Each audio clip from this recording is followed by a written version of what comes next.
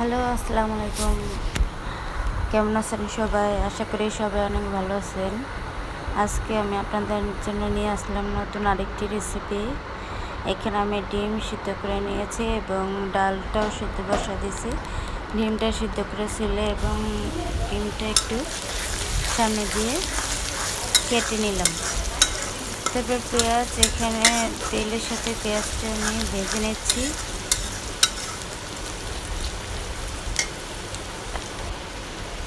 এখন পেঁয়াজের ভিতরে আমি সিদ্ধ করা ডিমগুলো দিয়ে দেব।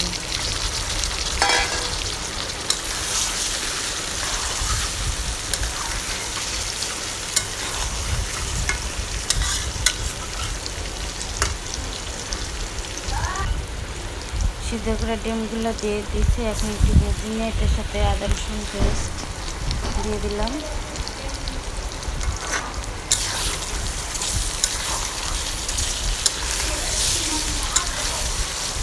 এভাবে রান্না করে ডিমের মধ্যে মশলাগুলো ভালো করে ঢুকে এখন এখানে আমরা দিয়ে দিলাম হলুদ গুঁড়া এবং মরিচের গুঁড়া।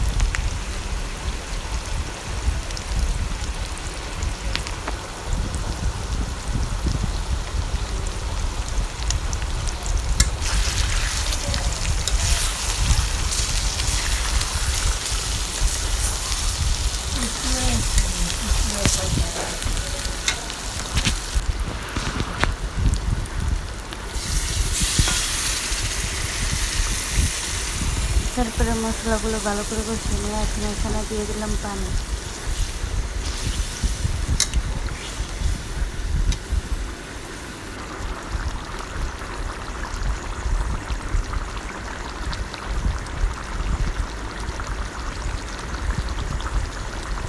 তারপর লবণ দিয়ে স্বাদ মতো এটাকে আরেকটু রান্না করে নেব। এপাশে আমি ডালটা সিদ্ধ হয়ে গেছে, এটার মধ্যে আমি দিয়ে দিলাম কিছু কাঁচামরিচ এবং একটা নাগমরিচ বা বোম্বাই মরিচ বা বোট মরিচ যেটাই বলি না কেন দিয়ে দিলাম।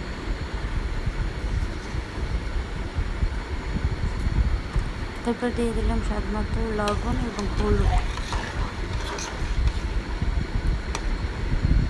হলুদটা দিচ্ছি, ওটা শর্টটা নিতে আমি ভুলে গেছি, এই কারণে বলে দিলাম।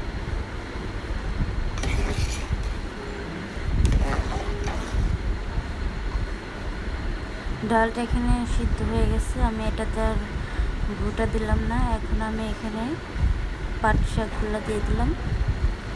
এটা বরিশালের খুবই ফেমাস খাবার। বরিশালে ডাল দিয়ে পাট শাক দিয়ে অনেক পছন্দ করে সবাই।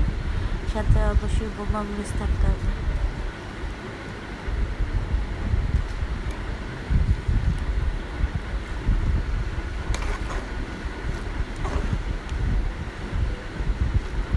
শাকটা দিয়ে এখন আমি একটু শাকটাকে সিদ্ধ করে নেব।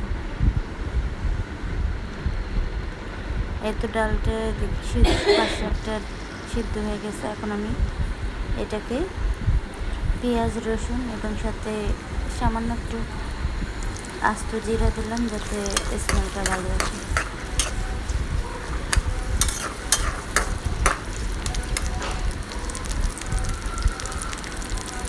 পেঁয়াজটা এখন ভাজা হয়ে গেছে, আমি ডালের মধ্যে দিয়ে দিই।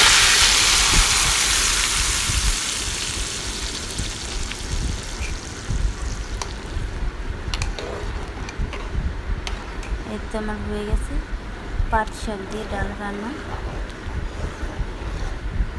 এটা কারা কারা খান কমেন্ট করে জানাবেন।